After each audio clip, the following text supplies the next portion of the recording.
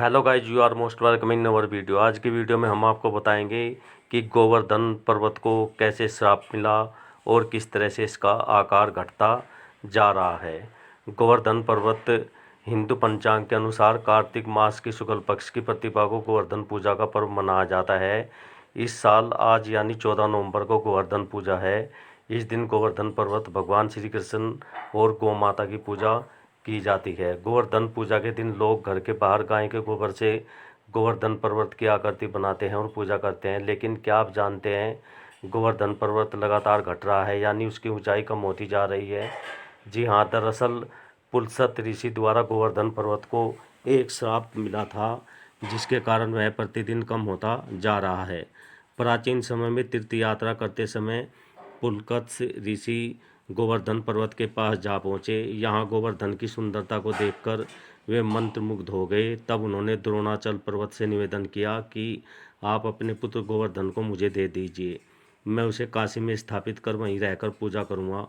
द्रोणाचल यह सुनकर बड़ा दुखी हुए, लेकिन गोवर्धन पर्वत ने ऋषि से कहा कि मैं आपके साथ चलने को तैयार हूँ, लेकिन मेरी एक शर्त है, आप मुझे जहाँ रख दोगे मैं वहीं पर स्थापित हो जाऊंगा। पुलस्त ऋषि ने गोवर्धन की यह बात मान ली। फिर गोवर्धन ने ऋषि से कहा कि मैं 2 योजन ऊंचा और 5 योजन चौड़ा हूँ, आप मुझे कैसे काशी ले जाएंगे। तब पुलस्त ऋषि ने कहा कि मैं अपने तपोबल से तुम्हें अपनी हथेली पर उठाकर ले जाऊंगा।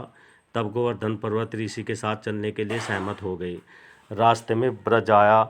उसे देखकर गोवर्धन सोचने लगा कि भगवान श्री कृष्ण राधा जी के साथ यहाँ आकर बाल्यकाल और किशोर काल की बहुत सी लीलाएँ करेंगे। तब उनके साथ उनके मन में यह विचार आया कि मैं क्यों ना यहीं रुक जाऊं। यह सोचकर गोवर्धन पर्वत पुलस्त ऋषि के हाथों में और अधिक भारी होने लगा, जिससे ऋषि को विश्राम करने की आवश्यकता महसूस हुई। और इसके बाद ऋषि ने गोवर्धन पर्वत को ब्रज में ही रख दिया। ऋषि यह बात भूल गए कि उसे गोवर्धन पर्वत को कहीं रखना नहीं था। कुछ देर बाद ऋषि पर्वत को वापस उठाने लगे तो गोवर्धन ने कहा कि ऋषिवर, अब मैं यहाँ से कहीं कहीं नहीं जा सकता। मैंने आपसे पहले ही कह दिया था, आप मुझे जहाँ रख दोगे मैं वहीं पर स्थापित हो जाऊँगा।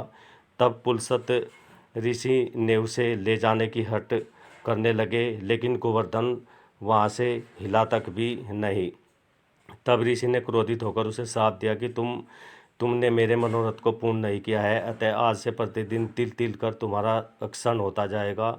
फिर एक दिन तुम धरती से समाहित हो जाओगे। तभी से गोवर्धन पर्वत तिल तिल करके धरती में समा रहा है। कहा जाता है कि कलयुग के अंत तक यह धरती में पूरा समा जाएगा। मान्यता है कि तभी से गोवर्धन पर्वत लगातार कम होता जा रहा है। कहा जाता है कि द्वापर युग में भगवान श्री कृष्ण ने इसी पर्वत पर कई लीलाएं की थी। इसी पर्वत को इंद्र का मान मर्दन करने के लिए उन्होंने अपने सबसे छोटी उंगली पर 3 दिनों तक उठाए रखा था, जिसके बाद से ही हर साल गोवर्धन पूजा की शुरुआत इसी पर्वत से हुई है और प्रतिवर्ष हम गोवर्धन पूजा मनाते हैं।